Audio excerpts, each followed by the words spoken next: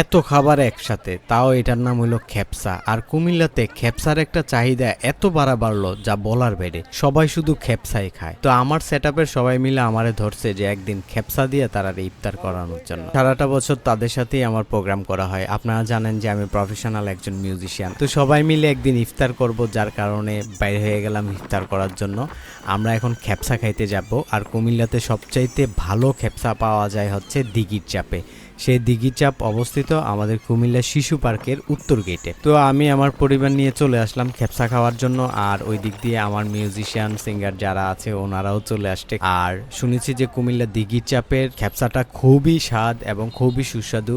আর এদের খাবার আমি আগেও ট্রাই করছি, খাবারগুলো অনেক জোস ছিল এবং তাদের এখানে যেসব আইটেমগুলো রয়েছে খুবই রিজনেবল প্রাইসে চমৎকার চমৎকার আইটেম পাওয়া যায়। আমরা অর্ডার করেছিলাম 7 জনের জন্য 1:7 খেপসা। আর তাদের এই খেপসাটা অনেক বেশি বিখ্যাত। আর দিঘির চাপের যে পরিবেশটা সত্যি অসাধারণ, গ্রামীণ একটা পরিবেশ। সম্পূর্ণ ডেকোরেশনই বাঁশ দিয়ে করা হয়েছে এবং এত বেশি সুন্দর লাগে। আপনি যখন সাজেক বা খাগড়াছড়ির দিকে যাবেন, ওইদিকে এমন বাঁশের কিছু রিসর্ট বা হোটেল পেয়ে যাবেন, কিন্তু কুমিল্লা শহরের মধ্যে বাঁশ দিয়ে এত সুন্দর করে রেস্টুরেন্ট সাজাইছে। আর এটাই হচ্ছে দিঘির চাপ। তো আমরা বসে সবাই গল্প করছিলাম, কথা বলছিলাম, এর মধ্যে আমাদের খেপসা রেডি হয়ে গেল। আমাদের সামনে খেপসা চলে আসছে। আর এই খেপসাটা হচ্ছে অ্যারাবিয়ান খেপসা। এটার মধ্যে মিষ্টি ছিল, বেগুনি, আলুর চপ, তারপরে টিকিয়া, আস্ত তান্দুরি চিকেন, তারপর রাইস, তারপরে বিভিন্ন আইটেমের ফল ছিল, তরমুজ, আপেল, মাল্টা, কলা, সাথে খুবই সুস্বাদু লাচ্ছি ছিল এবং ফিরনি ছিল। সত্যি তাদের এই খাবারটা অনেক বেশি জোস ছিল এবং অনেক সুস্বাদু ছিল। সবাই খাবারটা খেয়ে অনেক বেশি প্রশংসা করছে। আর দিঘির চাপের খাবার বরাবরই আমার অনেক বেশি ভালো লাগে। আমরা প্রায় সময়ই দিঘির চাপে যাই এবং সেখানে বসে আড্ডা দিই, কারণ তাদের খাবারগুলো অনেক সুন্দর এবং পরিবেশটাও অনেক সুন্দর। এর মধ্যে ইফতারের সময় হয়ে গেল, আমরা ইফতার করা শুরু করে দিলাম। আর যখন ইফতার করছিলাম সত্যি এত বেশি ভালো লাগছিল। তাদের লাচ্ছি, তাদের ফিরনি এবং তাদের খেপসাটা সত্যি অনেক বেশি সুস্বাদু ছিল। ধন্যবাদ দিঘির চাপকে আমাদেরকে এত সুন্দর একটি পরিবেশে এত সুন্দর খাবার উপহার দেওয়ার জন্য। আজকে আসলে রাজুর আয়োজনে আমরা এসেছি সবাই। রাজু আমাদেরকে খাপসা খাওয়াবে, দিঘির চাপে নিয়ে আসছে। আমরা সবাই অনেক হ্যাপি। খাবারটা অনেক ভালো ছিল, সত্যি সে মন থেকে খাওয়াইছে, তো এই জন্য অনেক ভালো হয়েছে খাবারটা।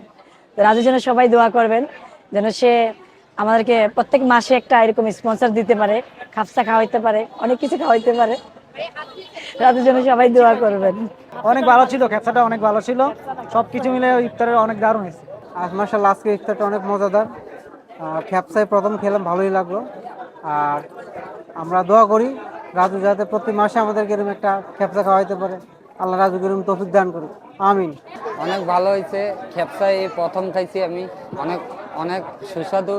এমনকি রাজু ভাই আমাদেরকে এই স্পন্সর করছে, প্রত্যেক মাসে যেন ও আমাদেরকে এরকম স্পন্সর করে, আমরা ওইরকম দোয়া করি।